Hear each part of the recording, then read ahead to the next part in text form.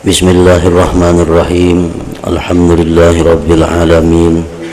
Wa bihi nasta'in ala umuri dunya waddin. Wassalatu wassalam ala ashrafil anbiya wal mursalin Sayyidina Muhammadin wa ala alihi wa sahbihi ajma'in. Qala al-musannif al-imam Abu Hamid al-Ghazali rahimahullah wa nafa'ana bi'ulumihi. وفي أخبار داود عليه السلام أن الله تعالى أوحى إليه يا داود إلى كم تذكر الجنة ولا تسألني الشوق إلي قال يا ربي من المشتاقون إليك قال إن المشتاقين إلي الذين صفيتهم من كل كدر ونبهتهم بالحذر وخرقت من قلوبهم إلي خرقا ينظرون إلي wa inni la ahmilu qulubahum biyadi fa adauha ala samai summa ad'u nujaba'a malaikati fa idza jatama'u sajaduli fa aqulu inni lam ad'ukum litasjudu li walakinni da'awtukum li'arida 'alaikum qulubal mushtaqin ilayya wa ubahi bikum ahla syauqi ilayya fa inna qulubahum la tudhi'u bi sama'il malaikati kama tudhi'u syamsu li ahdil ardi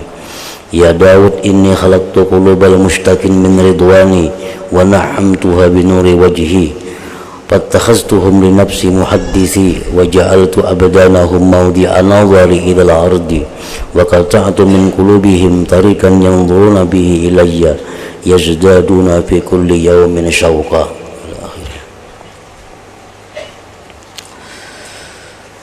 Makna kalamul Imam Al-Ghazali rahimahullah wa nafa'ana bi'ulumih. Di dalam cerita-cerita Nabi Daud alaihi salam, di dalam akhbar Nabi Daud alaihi salatu wassalam, sesungguhnya Allah Ta'ala mewahyukan kepadanya Nabi Daud, wahai Daud, sampai berapa kalikah kamu menyebut-nyebut surga dan kamu tidak meminta akan kerinduan kepadaku. Allah Subhanahu wa ta'ala mengingatkan kepada Nabi Daud, wahai Daud, berapa kali, berapa banyak, berapa sering engkau minta kepadaku surga,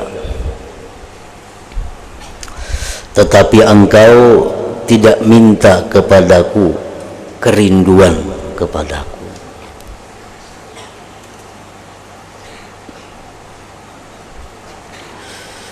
Padahal kerinduan itu nilainya, kedudukannya jauh lebih mulia, lebih berharga daripada surganya Allah Subhanahu wa ta'ala.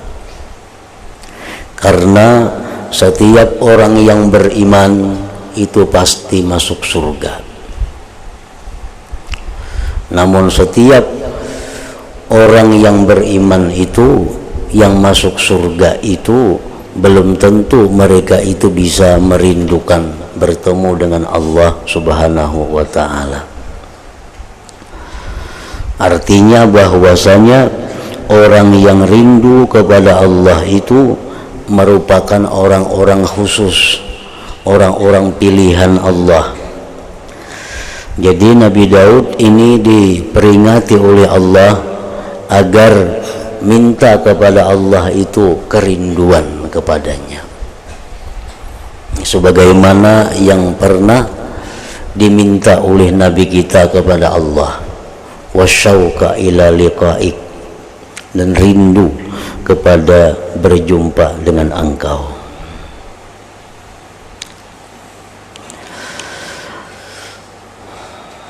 Nabi Daud bersabda, wahai Tuhanku, siapakah orang-orang yang rindu kepadamu?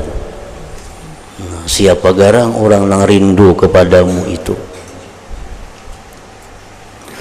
Allah Ta'ala berfirman, sesungguhnya orang-orang yang rindu kepadaku adalah orang-orang yang aku bersihkan mereka dari setiap kekeruhan.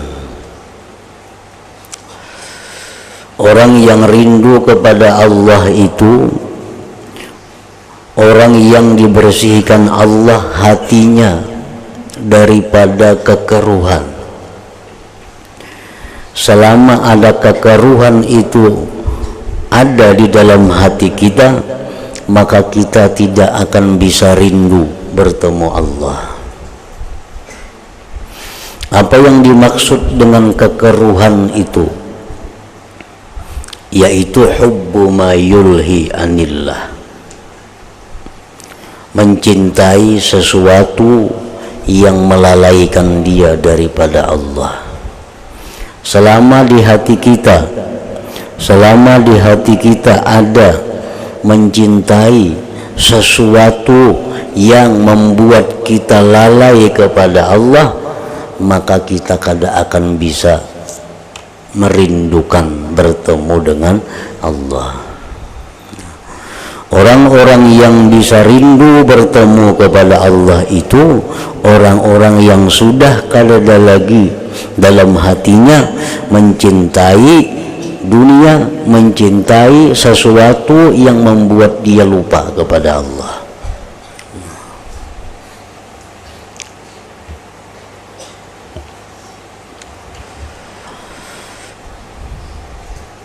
Aku peringatkan mereka,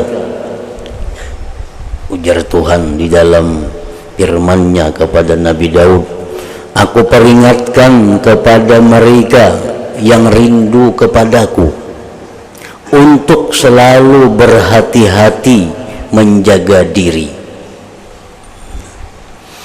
Orang-orang yang sudah diberi Allah kerinduan itu, Allah suruh hati-hati menjaga diri. Jangan sampai kerinduan yang sudah ada di dalam hati itu hilang, berubah. Aku peringatkan mereka untuk selalu berhati-hati menjaga diri. Dan aku rubik dari hati mereka satu rubikan, maksudnya dinding.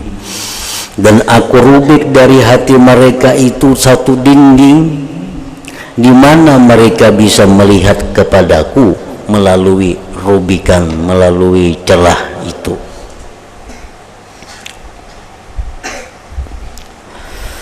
Dan sesungguhnya aku bawa hati mereka itu, orang-orang yang rindu tadi, di tanganku, maka aku letakkan ia di atas langitku.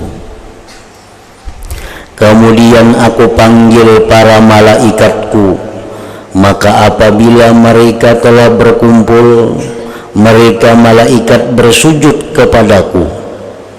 Kemudian aku berfirman, sesungguhnya aku memanggil kamu bukan untuk bersujud kepadaku, akan tetapi aku memanggil kamu sekalian untuk aku pamerkan kepada kalian hati-hati orang-orang yang rindu kepadaku, dan membanggakan aku kepada kalian orang-orang yang rindu kepadaku. Jadi hati-hati orang yang rindu itu berada di genggaman Allah.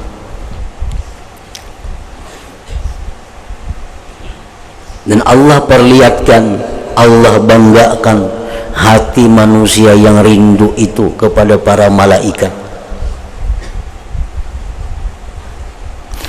bahwa hati-hati mereka yang rindu kepada Allah tadi bercahaya di langitku untuk para malaikatku, sebagaimana bercahayanya meneranginya matahari untuk penduduk bumi. Wahai Daud, firman Tuhan, sesungguhnya aku telah menciptakan hati orang-orang yang rindu itu dari kerinduanku,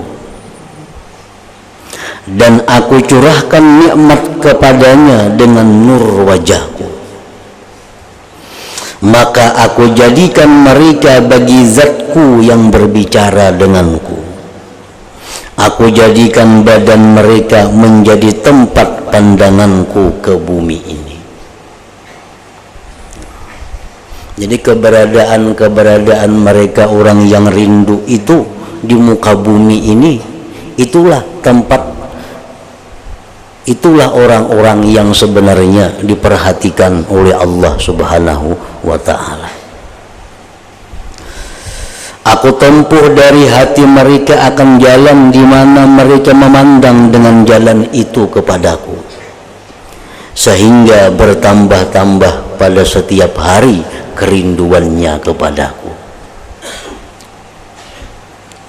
Nabi Daud bersabda, wahai Tuhanku, perlihatkan kepadaku orang-orang yang cinta kepadamu.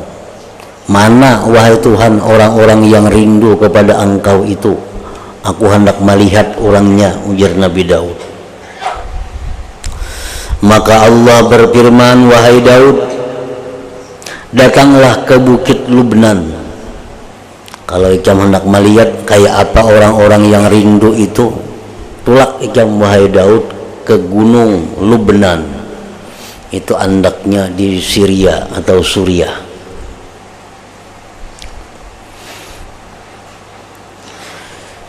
Sesungguhnya di atas bukit itu ada 14 manusia.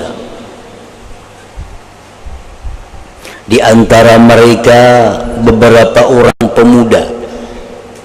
Di antara 14 orang itu, orang-orang yang rindu kepadaku itu ada yang masih muda. Artinya nang umur 30-an ke bawah.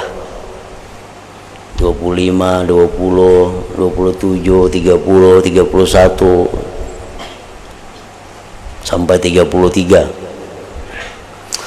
Beberapa orang tua, antara 14 orang itu ada juga yang sudah tua, yang di atas 40 tahun, di atas 40 tahun, dan beberapa orang dewasa. Dewasa itu yang umurnya sekitar 33 ke 40.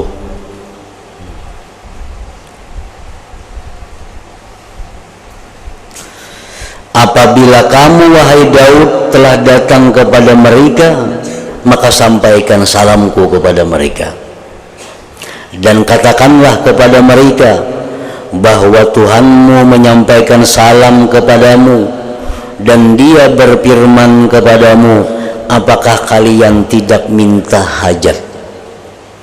Apakah kalian tidak minta sesuatu? Sesungguhnya kalian adalah kekasihku, pilihanku, dan wali-waliku. Aku gembira karena kegembiraanmu, dan aku segera mencintaimu. Nah, sampaikan pesan itu wahai Daud kepada yang 14 orang itu jika engkau bertemu mereka. Maka Nabi Daud mendatangi mereka. Nah, dicari oleh Nabi Daud di mana? Di bukit Lubnan itu.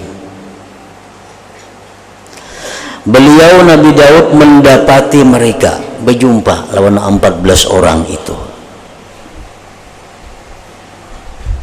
Mereka berada pada salah satu mata air. Mereka bertafakkur pada kebesaran Allah Azza wa Jalla. Maka ketika mereka melihat Nabi Daud alaihi salam, lalu mereka bangkit untuk bercerai-berai dari Nabi Daud. Nah, begitu ada orang, padahal Nabi Daud nih melihat ada orang, mereka bubar. Mereka bubar. Maka Nabi Daud bersabda, sesungguhnya aku adalah utusan Allah kepada kalian. Aku adalah utusan Allah kepada kalian semua. Aku datang kepada kalian untuk menyampaikan risalah Tuhanmu. Kemudian mereka menghadap ke arah Nabi Daud. Mereka memperhatikan pendengarannya ke arah sabda Nabi Daud, dan mereka mengarahkan pandangannya ke bumi.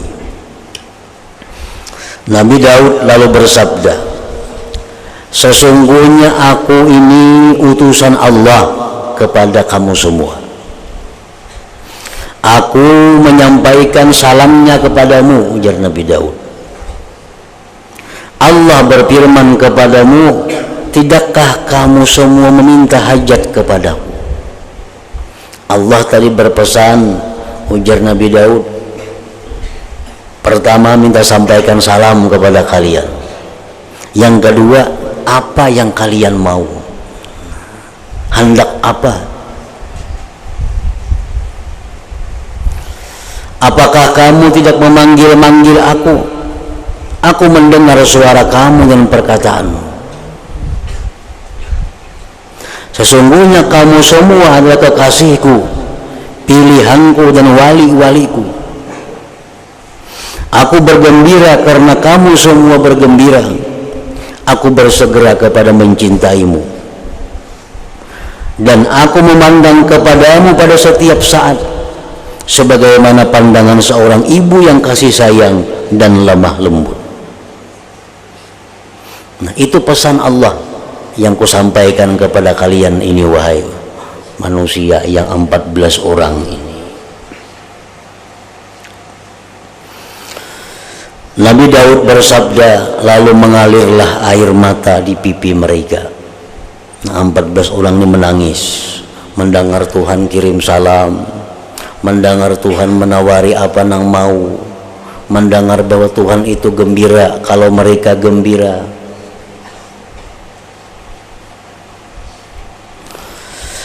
Lalu mengalirlah air mata di pipi mereka itu. Orang yang tua di antara mereka berkata, Subhanaka, Subhanaka, Maha Suci Engkau ya Allah. Kami adalah hamba-hamba Engkau dan anak-anak dari hamba Engkau. Maka ampunilah kami dari hati yang telah putus untuk berzikir kepadamu pada masa yang telah lalu dari umur kami. Nah, ini permintaan orang tua kepada Allah. Permintaan orang tua ini kepada Allah, ini Allah menawari, napa kamu hendak? Nah, ujar yang paling tua di situ, ya Allah, aku hendak ampunan Engkau,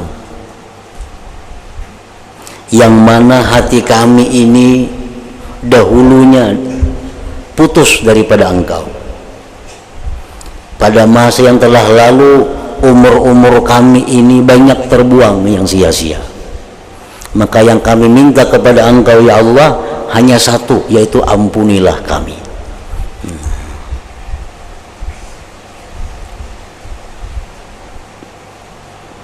Dan ini sesuai dengan apa yang diajarkan di dalam syariat kita, bahwa doa yang paling utama kita minta itu adalah doa ampuni dosa. Itu doa yang paling utama. Andai kata kita berdoa 20-30 macam, maka doa yang pertama yang kita minta kepada Allah, ampunilah dosa. Itu yang pertama. Itu modal. Nah, karena bila dosa sudah diampuni Allah, maka yang lainnya itu akan menjadi mudah.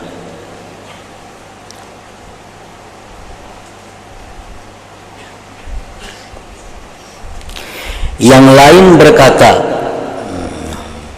yang kedua nih, yang kedua berkata, Subhanaka, Subhanaka, Maha Suci Engkau, Maha Suci Engkau. Kami adalah hamba-hamba Engkau dan anak-anak dari hamba Engkau. Maka anugerahilah nikmat kepada kami dengan baiknya memandang pada sesuatu antara kami dan Engkau.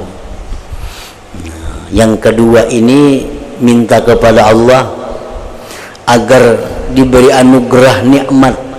Nikmatnya itu berupa hubungan yang makin erat dengan Allah.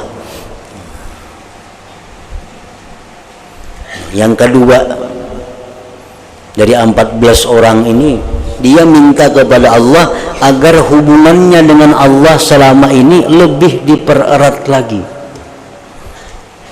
ketakwaannya ditambah, ibadahnya ditambah, zikirnya agar ditambah.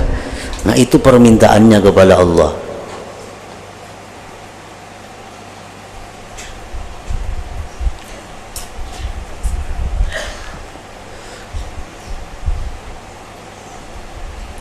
Yang lainnya berkata pula, yang nomor 3,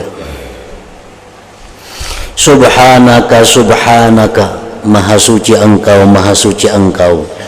Kami adalah hamba-hamba Engkau dan anak-anak dari hamba Engkau.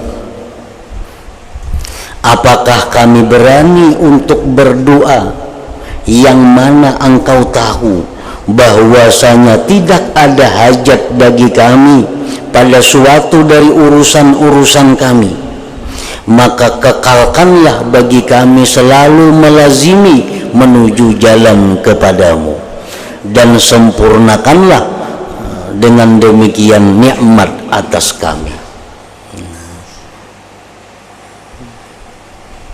Ini yang nomor 3. Yang nomor 3 ini minta kepada Allah agar selalu berada di jalan Allah, agar selalu berada di siratal mustaqim.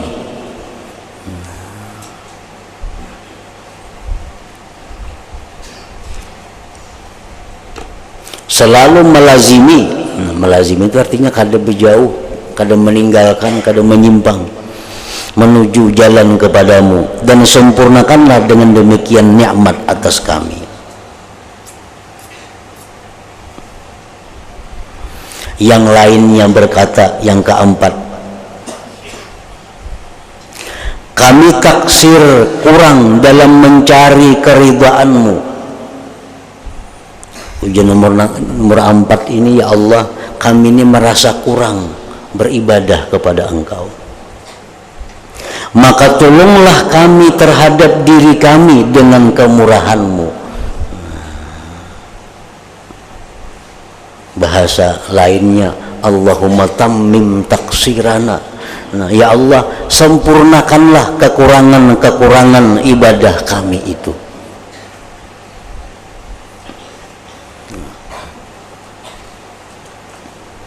Nah, ini contoh bagaimana doa yang diminta oleh orang-orang yang rindu kepada Allah.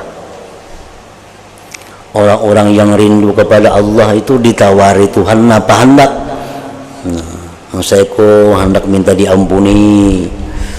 Nah, saya ko hendak selalu lebih erat lagi hubungan. Yang saya ko lagi minta supaya berada terus-menerus di jalan-Mu. Yang keempat, minta supaya disempurnakan kekurangan-kekurangan ibadah. Yang lain berkata pula, yang kelima, dari nutfah Engkau jadikan kami, dan Engkau telah menganugerahkan nikmat kepada kami dengan tafakkur pada kebesaran-Mu. Maka apakah berani berkata-kata orang yang sibuk dengan kebesaran-Mu, bertafakkur pada keagungan-Mu, dan Engkau menuntut kami supaya mendekat kepada nur Engkau. Nang kalimat ini kada minta kepada Tuhan. Kenapa kada minta lawan Tuhan? Karena dia sibuk dengan tafakkur kepada keagungan Allah Subhanahu wa ta'ala. Dan memang itu ada dalam ajaran Nabi kita pun ada. Orang-orang yang sibuk dengan berzikir sehingga tidak sempat berdoa kepadaku, ujar Tuhan, maka orang itu akan kuberikan yang lebih besar daripada permintaan orang-orang yang berdoa kepadaku. Orang ini kesibukan membaca Quran, kada sempat lagi berdoa. Orang ini kesibukan berzikir, kada sempat lagi minta lawan Tuhan, minta apa-apa. Allah akan memberikan dia lebih daripada orang-orang yang minta itu.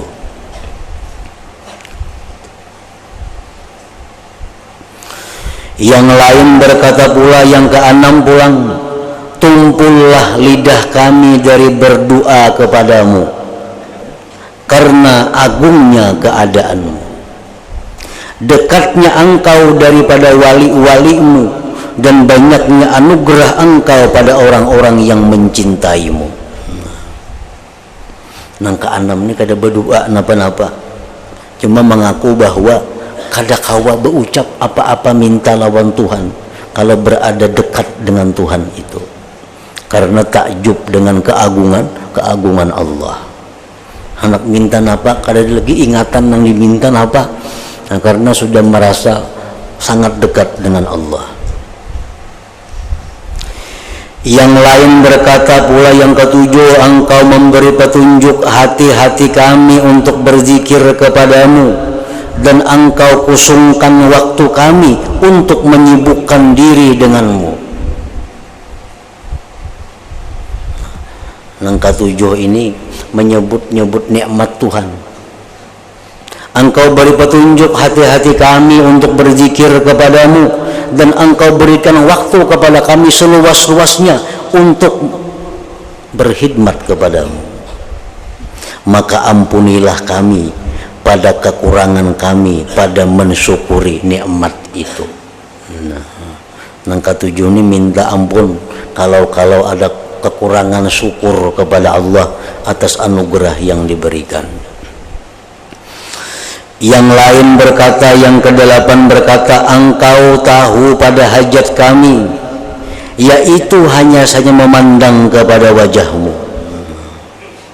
Yang kedelapan ini lain lagi, ya Allah, engkau tahu keperluan kami, engkau tahu hajat kami. Apa hajat kami? Hendak memandang kepada wajah engkau. Yang lain berkata, yang kesembilan berkata, bagaimana berani hamba terhadap tuannya, karena engkau menyuruh kami berdoa dengan kemurahanmu. Artinya berhubung pian ni menyuruh kami berdoa, dan kami kada wani kada menuruti perintah itu, kami berdoa, maka berilah kami cahaya.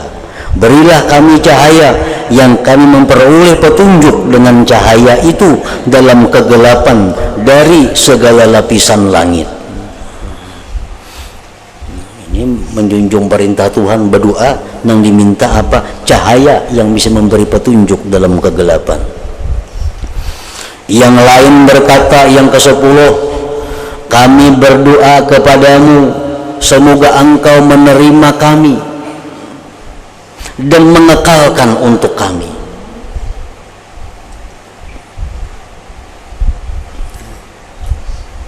Semoga engkau ya Allah menerima amal ibadah kami dan selalu menerima ibadah kami.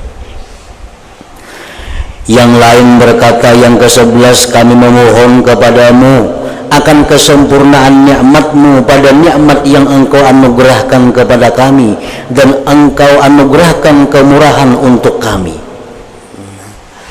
Yang ke-11 minta supaya disempurnakan nikmat yang diberikan kepada mereka.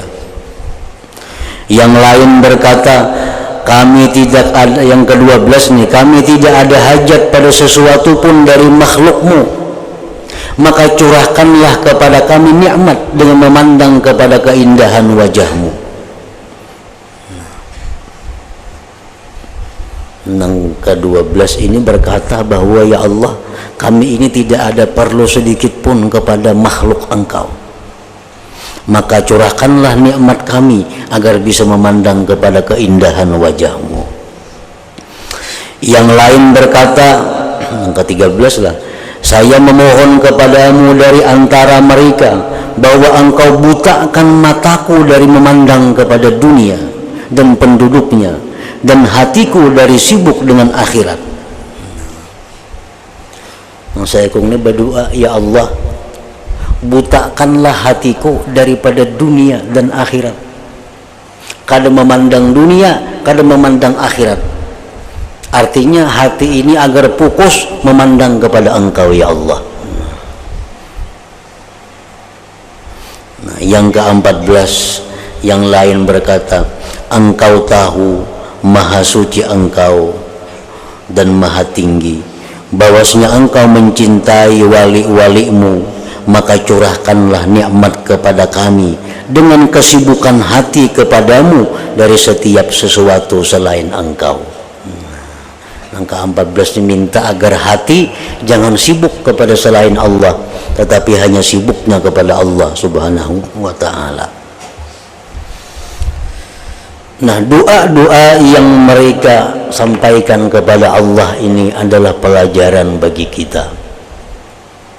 Nah, di situ mereka kadada minta surga. Di situ mereka kadada minta kelapangan duniawi. Di situ mereka kadada minta keselamatan akhirat. Di situ mereka kadada minta hal-hal yang selain daripada urusan dengan Allah Subhanahu wa ta'ala.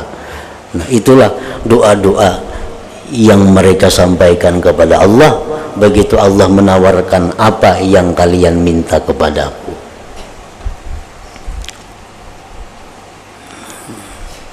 Ajakannya orang nang kada rindu lawan Tuhan tuh, kayak kita nih ditawari Tuhan, kami itu hendak ngapa nah, ayolah kasih kamu beri waktu sekian menit berdoa, hendak ngapa ikam.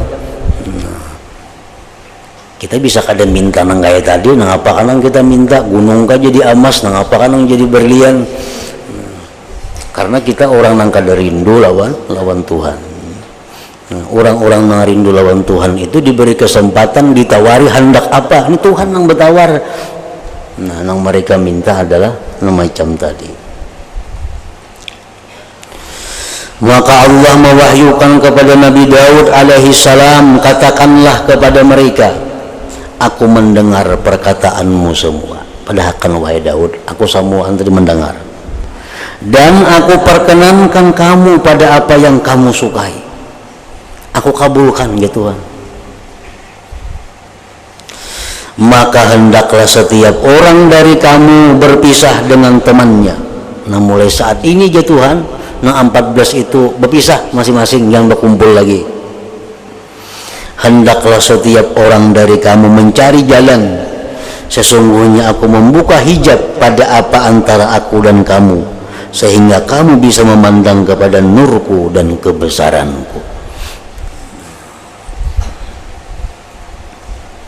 Nabi Daud lalu bertanya lawan Tuhan, wahai Tuhanku, dengan apakah mereka bisa memperoleh anugerah ini dari Engkau?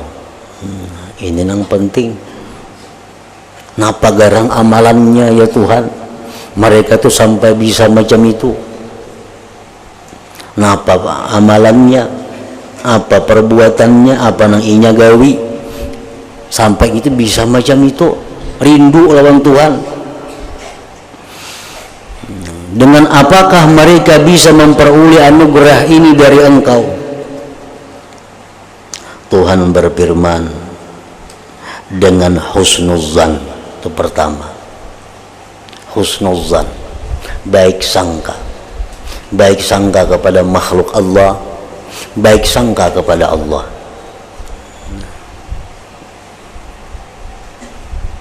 Baik sangka kepada Allah itu macam apa? Mengiktikadkan di dalam hati bahwasanya apa yang terjadi ini maksud Allah adalah baik.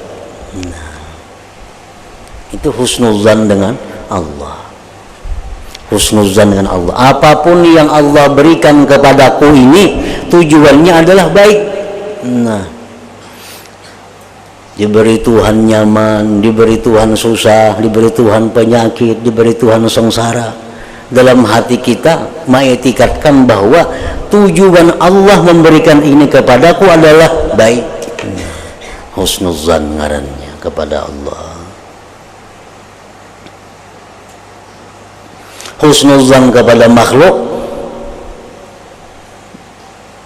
lain lagi, pulang kada macam itu.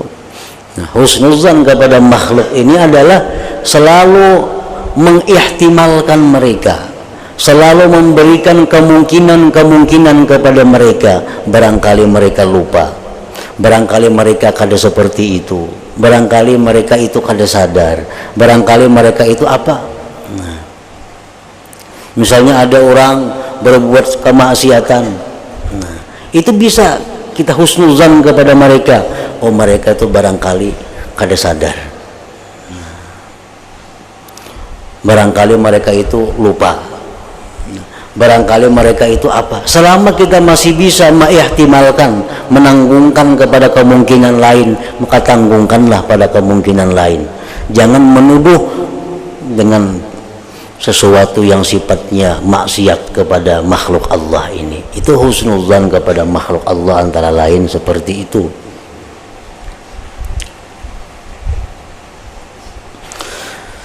Nah, jadi pertama ujar Tuhan berfirman bahwa mereka itu bisa dapat seperti tadi dengan husnuzan. Husnuzan. Dan menahan diri dari dunia dan penduduknya. Menahan diri daripada dunia. Ini ada dunia dipertimbangkan. Kalau ini ku ambil, kayak apa ibadahku? Amun ini ku ambil kayak apa wiridku. Amun ini ku ambil kayak apa zikirku. Amun ini ku ambil kayak apa sembayangku. Ini mungkin ku ambil ini bisa mengganggu semuaan itu. Nah, dia menahan diri daripada apapun yang mengganggu urusannya lawan Allah Ta'ala. Itu artinya menahan diri dari dunia dan penduduknya. Apapun yang mengganggu hubungannya dengan Allah, dia menahan diri. Dua, yang ketiga, berkhalwat dengan aku dan mereka bermunajat kepadaku. Sesungguhnya ini adalah tempat yang tidak dicapai kecuali oleh orang-orang yang membuang dunia dan penduduknya. Membuang dunia penduduknya.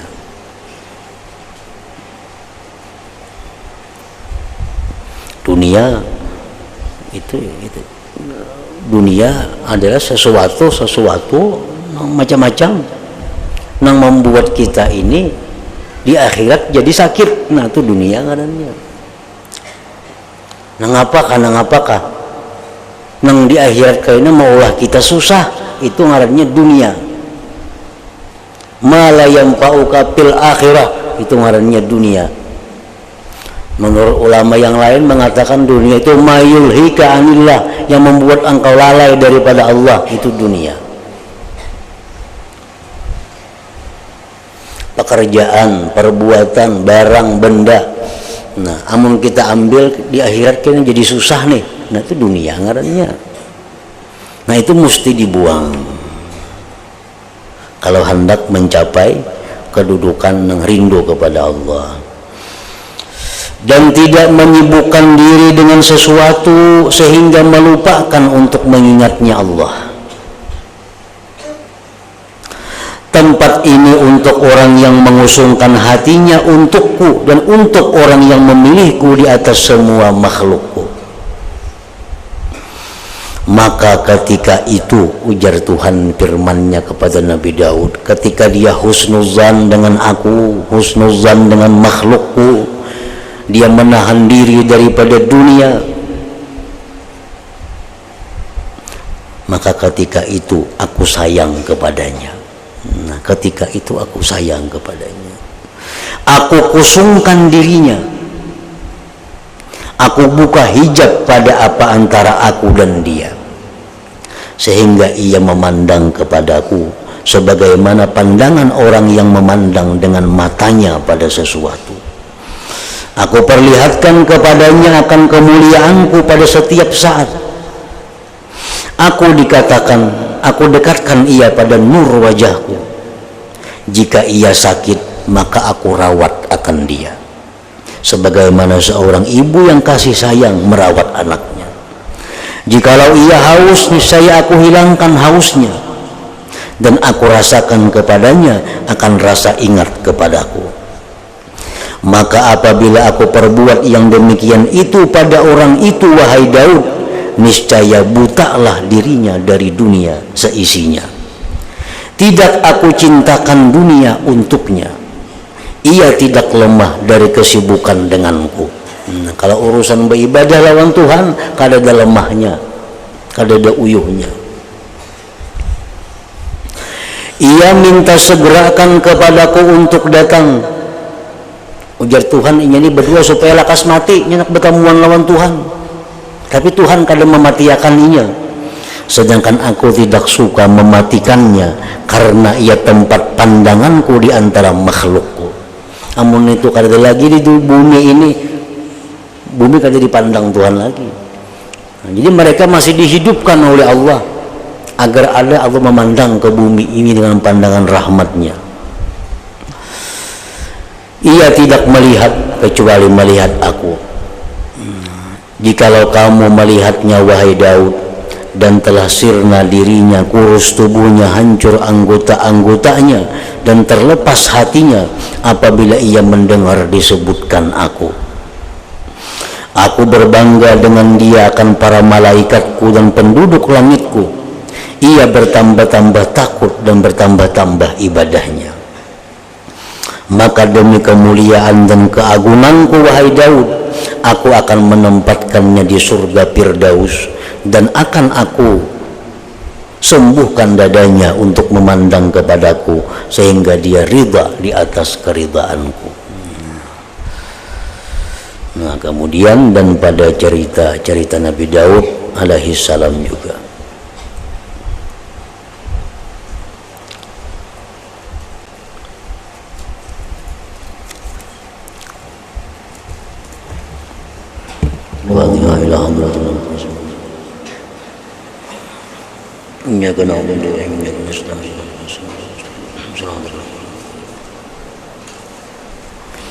فيا أيها الرجل منه شفاعة صلوا وسلموا تسليما.